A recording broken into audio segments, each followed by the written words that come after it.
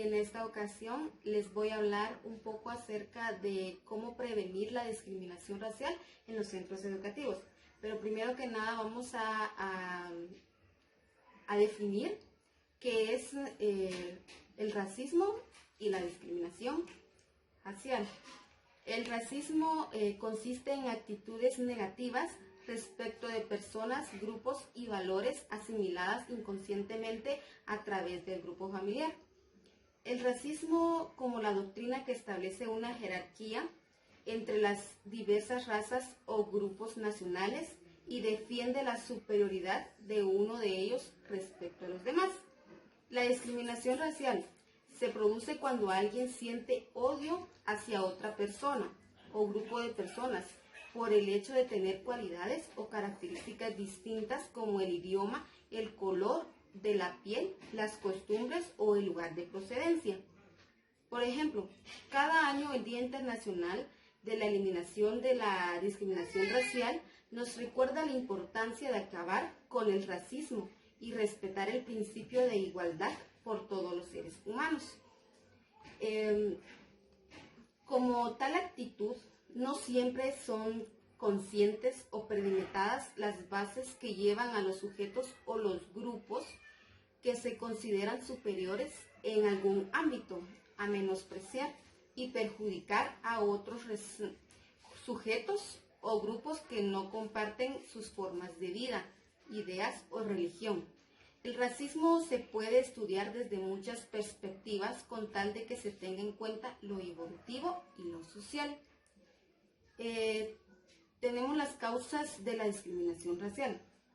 Son muchas las causas que se esconden atrás de la discriminación racial. Algunas de las más comunes son el miedo, el desconocimiento, los prejuicios, la falta de información o las circunstancias socioeconómicas.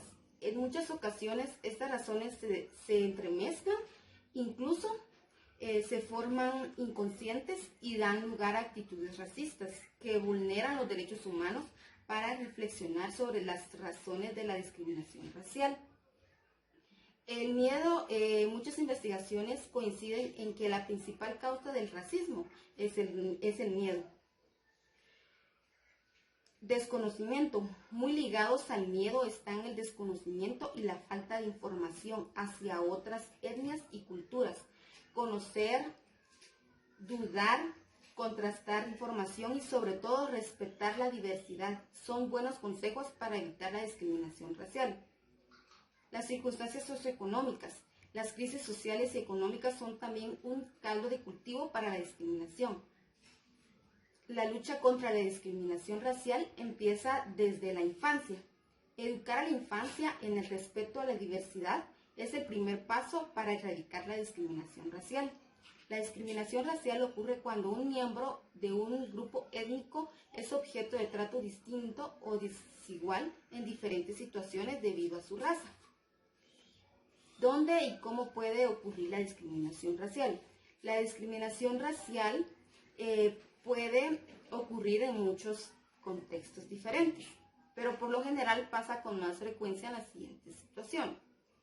En el empleo, en la educación, en la vivienda, en acceso a edificios y empresas, conductas inadecuadas de la policía. La discriminación racial también incluye la discriminación por nacionalidad de origen. ¿Por qué es necesario abordar el racismo en la educación? El racismo, siendo uno de los problemas más graves de respeto a los derechos humanos, suele ser visto de forma negativa, incluso por aquellos que realizan acciones claramente racistas. Pocos se consideran racistas y, sin embargo, el racismo está muy extendido en nuestra sociedad. Por ello es prioritario llevar a cabo los compromisos y acciones asumidos por la Declaración Universal de los Derechos Humanos. La escuela, tanto como la familia, es un espacio básico para la transmisión de valores democráticos. Por ello, los contenidos de la enseñanza y en la labor del profesorado son pilares esenciales en ese proceso de transmisión de los valores. Enseñar a los alumnos y a las alumnas los derechos y libertades que comparten en común para que puedan ser respetados y defendidos. Se deben también fomentar métodos sistemáticos y racionales de enseñanza de la tolerancia que aborden los motivos culturales, sociales, económicos, políticos y religiosos del racismo, es decir, las raíces principales de la violencia y de la exclusión. Racismo institucional en la educación. La existencia de mecanismos de movilidad social no discriminatorios que garanticen una igualdad real de oportunidades para todos, independientemente del origen social, nacional, cultural, étnico o religioso, constituye un elemento para la incorporación exitosa de las poblaciones de origen inmigrante a sociedades democráticas y una garantía en la lucha contra el racismo y la discriminación. Como ya hemos hablado, el racismo social es el resultado de la carga e influencia ejercida por el racismo institucional. Enseñar a los alumnos y alumnas los derechos y libertades que comparten en común para que puedan ser respetados y defendidos. La orientación a la acción. Los planes nacionales de acción contra la discriminación racial se deben orientar a la acción a fin de facilitar su aplicación, en lugar de establecer afirmaciones y promesas vagas. El plan debe describir claramente la situación actual de la discriminación racial, determinar los problemas que hay que superar. El propósito fundamental de los planes nacionales de acción contra la discriminación racial es promover y proteger mejor los derechos a las personas y los grupos que sufren discriminación racial y promover la comprensión mutua entre los diferentes grupos de un Estado determinado. Mediante la preparación de planes nacionales de acción amplios y eficaces contra la discriminación racial, los estados demuestran que están resueltos y comprometidos a luchar contra los retos y los obstáculos para eliminar la discriminación racial. También tenemos el racismo combinado, un enfoque general con una definición más bien específica.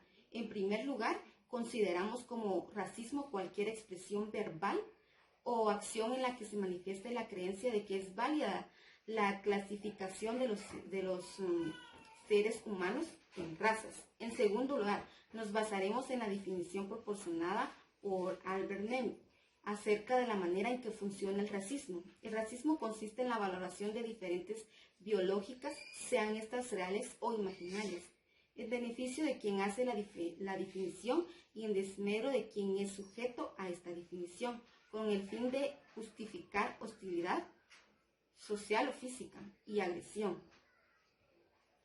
Una situación que denota racismo será entonces cualquier situación en la que, en base a una diferencia entre quién observa y quién es objeto de observación, la diferencia es utilizar para inferiorizar al segundo, sea eso a través de un gesto, una expresión verbal, que puede oscilar desde una supuesta broma hasta una expresión directamente insultante, o una acción física.